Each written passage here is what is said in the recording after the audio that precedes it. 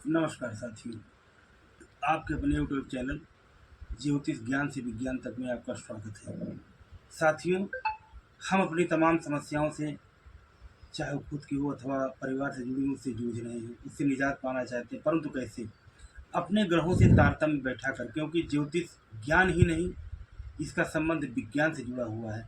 आइए अपनी लग्न कुंडली के माध्यम से कुछ जानकारियाँ प्राप्त करके अपने प्रयासों को सफल बनाते हैं, माध्यम से कुछ सीखने का प्रयास करते हैं।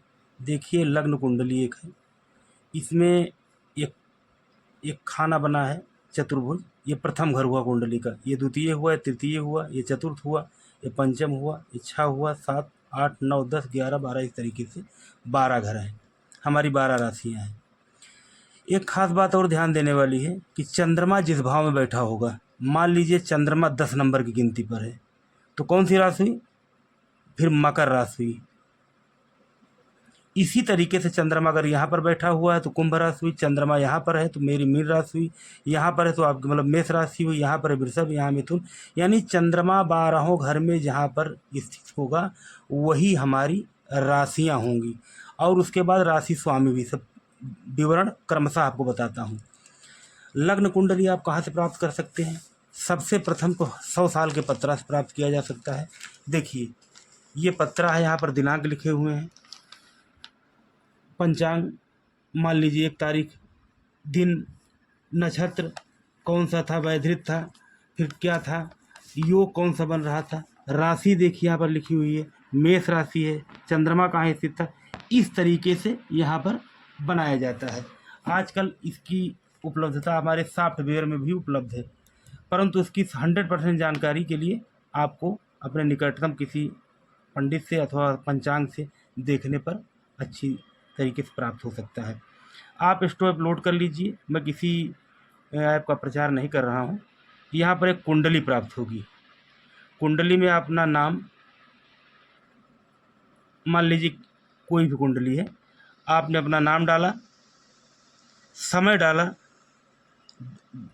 तारीख डाली, स्थान डाला और कुंडली दिखाए पे दबाया, तो आपको एक कुंडली प्राप्त हुई और आपको 12 घर में कौन कौन से ग्रह कहाँ बैठे हुए हैं ये प्राप्त हुआ। इसी से आपको राशि की जानकारी भी प्राप्त होगी। अभी और आगे बताएंगे कि इसमें कितने भाग होते हैं, कितनी कुंडलियाँ होती हैं। हमारी 60 कुंडलियाँ जो D3 होती है, उसमें कौन सा परिवार का है, कौन सा घर का है, आदि आदि चीज़ें, कौन सा पत्नी का है, नवमास कुंडली क्या होती है, चलित क्या होती है, गोचर क्या होती है, आदि का विवरण प्रस्तुत करूँगा। अब देखिए, ध्यान दीजिए, मेष राशि है, प्रथम घर। प्रथम घर किसका होता है? स्वयं का होता है, यानी लग्न मैं स्वयं हूँ। उसके बाद दूसरा घर धन से जुड़ा हुआ होता है, तीसरा घर भाई बहन से जुड़ा हुआ होता है, चौथा घर माता और आनंद से, भाव से, धन वैभव से, कई चीज़ों से जुड़ा होता है। पांचवा घर संतान और ज्ञान से जुड़ा हुआ होता है। छठा घर रोग ऋण शत्रु से जुड़ा हुआ होता है। सातवां घर विवाह और पार्टनर से, पार्टनर मतलब हमने बिजनेस पार्टनर से भी समझिए। और आठवां घर आयु और मृत्यु से जुड़ा हुआ होता है। नौवां घर भाग्य और पिता से जुड़ा होता है। 10वां घर कैरियर व्यवसाय यानी कर्म का होता है।